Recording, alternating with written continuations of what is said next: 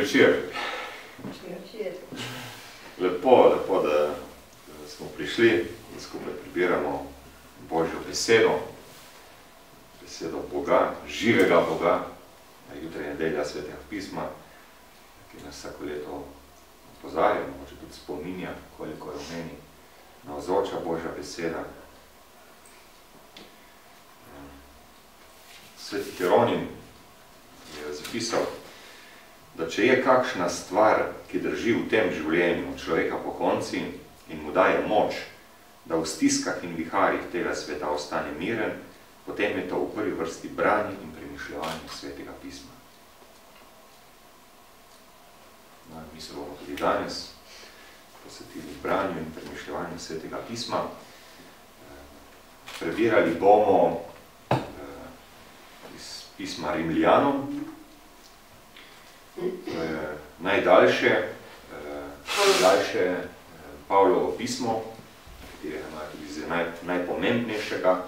Nekaj o pismu Rimljanom vam bom sedaj prebral, da bom mogoče potem lažje slediti svetem branju Svetega pisma. Kaj je napisal France Rozman, že pokojni, moj bivši profesor. Pravi, če so evangeliji dogodki, ki so se zgodili med nami, so Pavlova pisma razmišljanja o teh dogodkih. Najimenitnejše razmišljanje med njimi je prav pismo Rimljanom.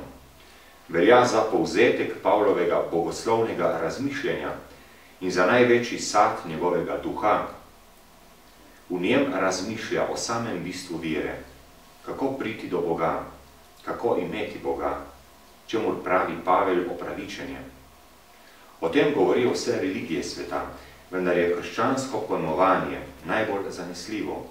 V njem Bog sam govori po svojem sinu Jezusu. Zato ni čudno, da je osrednja misel pisma opravičenje je po veri v Jezusa Kristusa. Pismo je Pavel napisal proti koncu 3. misijonskega potovanja, ko je okrog leta 57-58 prezimil v Korintu.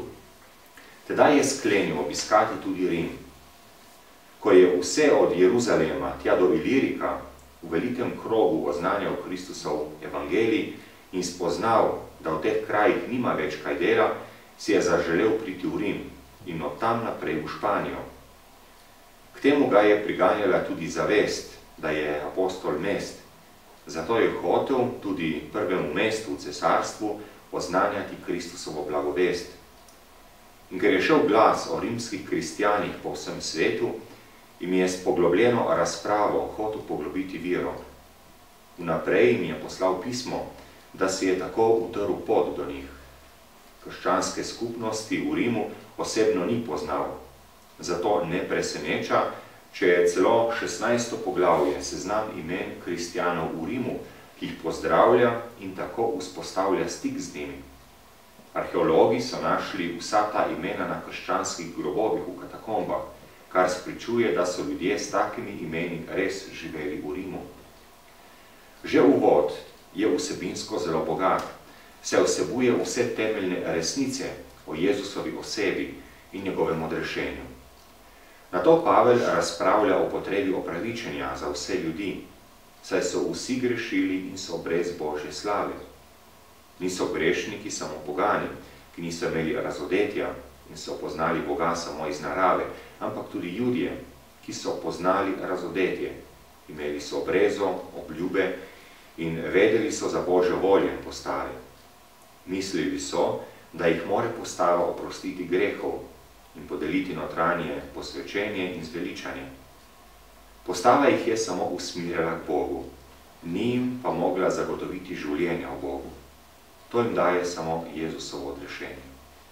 Z njegovo smrtjo in vstajenjem je človeštvo odrešeno.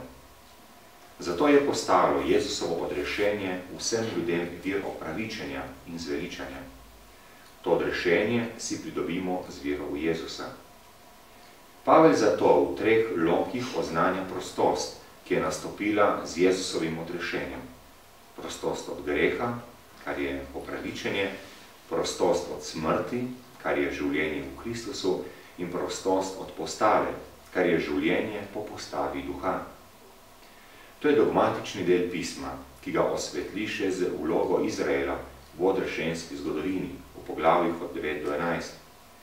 Mesijanske obljube veljajo samo resničnemu Izraelu, ne pa zgolj telesnim Abrahamovim potomcem. Izrael pa mesijanskih obljub ni dosegel, ker si je hotel zagotoviti opravičenje na podlagi del izpostave, ne pa z vero v prihodnjega odrešenika. Če je zato zgrešil pot do opravičenja, je tega kriv sam, ker kljub poslanstvu, ki ga je imel v zgodovini, ni prišel do vere v Božjega sina, v katerem je zveličani. Vendar Bog izvoljenega naroda kljub temu ni zavrgel.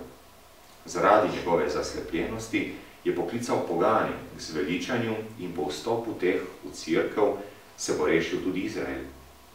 Pavel je na enak način zavrnil zahteve Izraela, ki se je skliceval na svojo izvoljenost, kakor mi zavračamo zahteve kristjanov, ki so verniki samo po imenu. V drugem delu pisma, v poglavjih od 12 do 16, ki je moralno spodbuden, prehaja k praktičnemu življenju po veri. Kristjani so podobni udom človeškega telesa, zato morajo med seboj živeti složno. Odlikovati se morajo v razumnosti, v ljubezni, ki ne bo brez hinavščine, v miroljubnosti in v pokorščini predstojnikom.